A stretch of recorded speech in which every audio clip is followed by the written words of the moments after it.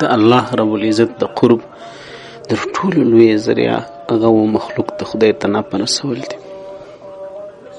بنسبت د روژو، در نفلي لمانځو، در ذکر اذکارو په دې باندې الله رب العزت ته انسان ډیر زیات قریب کیږي. که موږ تاسو وګورو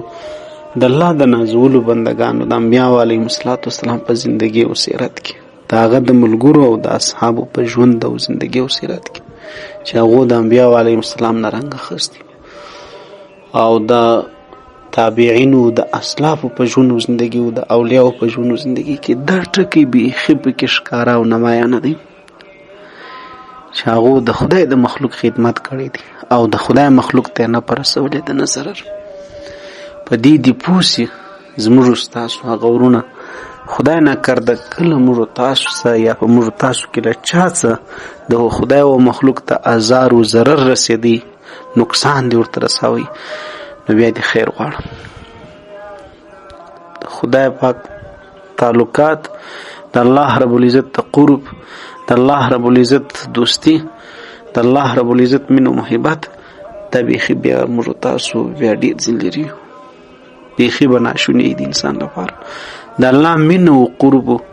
د الله محبت هغه په دې کې پروت دی چې انسان د خدای او مخلوق ته نفع ورسوي، پیدا ورسوي. عزیزانو، یو سړی و چې غوښتل یې د الله رب العزت مینه او محبت او قرب حاصل کړي. د دې لپاره دې سړي 40 ورځې ځان چلا کړي په یو جومات په مسجد کې، یا په خانه کعبه شریفه کې، بیت الله شریف کې، یا په مسجد نبوي کې، یا په بیت المقدس کې، یا چیرته په غره کې په عبادت خانه کې. 40مه شپه غږ ورباندې وسو، مر ورته که ته زما قرب غواړې، ای زما بنده، زما قرب په دا رنګ نه دی لکه ته چې د شپې ټوله شپه ماته زارۍ کوې او ژاړې. بېشکه دا پر خپل ځای ښه کارونه دي، لمونځ ښه کار دی. دې سړي به د ورځې روژه نیوله او د شپې به ویښ پاته کېدی، ټوله شپه به یې الله ته زارۍ کولې، ذکرونه به یې کول او تلاوت د قرآن او نفلي لمونځونه به یې کول، چې دا هم ښه کارونه دي. لیکن زما قرب هغه پروت دی د خدای پاک د بندگانو، خاص کر د مظلومو، د بېوسو، د ناجوړو، د یو مریض، د یو مسکین، د یو غریب په لاس نیوي په مدد په کومه کې.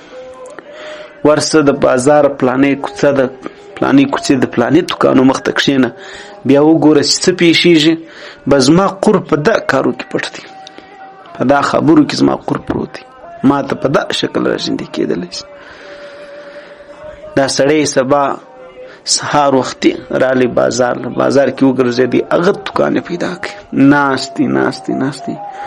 چې ښه ټکنۍ غرمه سوې، د ماپښین خوا سوې، د مازدیګر خوا سو. په دې وخت کې یو سپین سرې بوډۍ ښځه راغله،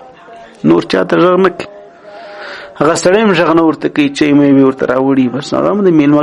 عزت خیال ساتلو په خاطر باندې غږ نه ورته کوي چې سړی ته څه لپاره راغلی، زما دوکان مخ ته چې ته پر ناست. په دې کوڅه کې یو زړه سپین سرې بوډۍ ښځه راغله، د یو سره څه د کوڅې را شروع سوله، یو د مسو لوښي ورسره دی، دا یو پلا یو دوکاندار ته ونیسي، هغه چې وتلي ورته وایي 3 درهمې قیمت دی، 4 درهمې قیمت دی، در 3 او در 4 درهمه نه بالا کېږي. چې کوم دوکان و مخ ته دی امر سوی دی چې دلته کښېنئ. دی بوډۍ په پوښتنه په ګرځېدلو دې دوکان له راغله. چې کله دې دوکان له راغله، دوکاندار چې شی وتالی باره یې ورته مور یا خور د دې قیمت چې دی هغه خو دومره پیسې دی. اول ته دا مات وایي چې دې خرڅوي ولې. د دې ښځې څه د دې دوکاندار بغیره د نورو دوکانو والا دا پوښتنه د ځینې کړې چې دې خرڅوي ولې. خو څوک چې مجبوره نشي هغه د کور شی خرڅوي. او په دې وخت کې چې انسان مجبور سي یو شی خرڅوي، د شي هغه ریټ او هغه قیمت هم نه کم شي، بیا ته په بازار کې رانیسي. کوم چې د بازار ریټ یا ته دې شي ته مجبور یې چې ته یې رانیسي، دا رنګه قیمت یې نه وي. چې کله انسان ورته مجبور سي خرڅي، قیمت نیم په نیمه بیلي ورکښته کېږي، هر سړی نه کورته نیسي، ځکه دغه دی د ګټې ځای بولي. لیکن د دین په هدایاتو کې خبره برعکس ده. دا سړي پوښتنه ځینې وکړه چې مور ولې خرڅوې، او دوی ورته وویل چې زوی مې ناجوړه دی، دوا پیسې نشته. نو مجبور سوم چې د خپل د میسو لوښي یا د غوږغالي خرڅ کم یا دغه شی چې دا کم دی راخستی دی دا لوښي او دګدانو دا شی مې خرڅ کم او په دې باندې دعا ولرانیسم یا په کور کې وړه نسته چې وړه ورته واخلم.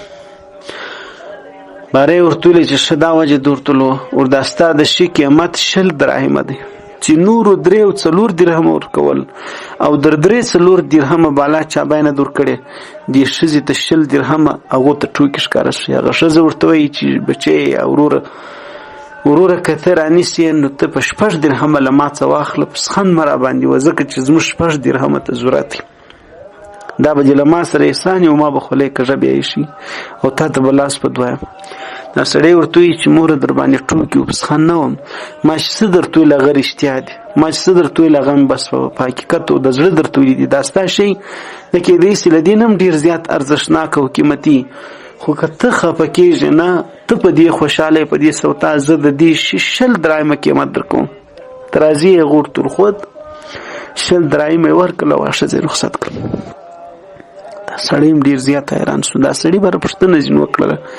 الله رب العزت د انسانانو په زړه کې خبرې ورواچوي وایي وروره دا شی خو دا ګردو دکاندارانو د 3 او 4 درهمو نه زیات قیمت نه دی ورکړی او تا 20 درایمه قیمت ورکړی او 20 درایمه دې ورکړل پیسې دې ځینې واخیستې دا به ته بیا خرڅې په څو. دوکاندار ورته وویل چې اصل کې دا ما د خرڅېدو په نیت نه دی ځینه نیولې ما د دې ښځې سره د کومک او د احسان په وجه رانیوي ته نه ګورې چې هغه مجبورول ما د دې په خاطر دا شی جنراني وي چې دا ولاړه سي خپل مجبورین په د پکې او د وړو بندوبست موسی په کور کې دی بل شي ضرورت راځي بل شي ته مجبور نه سي چې هغه خرڅ کې هغه بندوبست موسی دې په وجه باندې ما دا شی په دونه قیمت باندې جنراني وای دا سړی رالی ما شام بیا 40 شپه ده یا 41 شپه سړی وی کله چې زه رالم په 41 شپه په دې خپل ذکر اسکارو په دې باندې بوخت شولم وی بیا دوباره غږ را باندې وسلو ناڅاپ چې په چله کېدو په ذکر او په اسکارو بېشکه دا پر خپل ځای باندې ښه صفات دي او ښه د ثواب کارونه دي د الله د رضا خبرې او کارونه دي لیکن په دې باندې زما مینه او محبت او زما قرب او زما خاص دوستانو کې تر هغه وخته پورې نسی انسان داخلېدلی تر څو چې انسان د بېوزلانو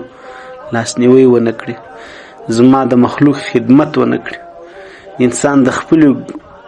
خولې ګوله ورنیمۍ نه کړي انسان د هغو په غمجن نسي. نن څونه زموږ خلک د پیل په غوږ کې ویده دي دی چې وایي زه چې د لمانځه له زغلم رازغلم بس په دې به نو زه ولاړ سم د جنت ټیکهدار به یم د جنت ټیکهداره ته چې لمانځه پر ځای باندې لمانځه پر ځای ته بزرګ یې او د لمانځه جومات کې ته مسلمان یې د جوماته چې راوځې ته په سترګو ړوند سې چې ته هغه نه وینې چې هغه غریب د تعلیم یې وخت دی بچی دی د تعلیم پیسې د پلاره سره نسته تا ته خدای پیسې وس درکړي دي دغه دپاره دي ته نه ګورې چې یو مریض دی ته نه ګورې چې مثال یو دانه واده باندې د بل کور نشته د سرپناه نشته بل په دغه مخته دی بل په دغه مخته دی پر دې ځای به مسلمانۍ ته تکرون نه درکوي اصل کې خو د خدای د راضي کېدو دغه ځای او د ستا ذمهواري وي خو د یو مسکین و غریب په وسه نه وکړه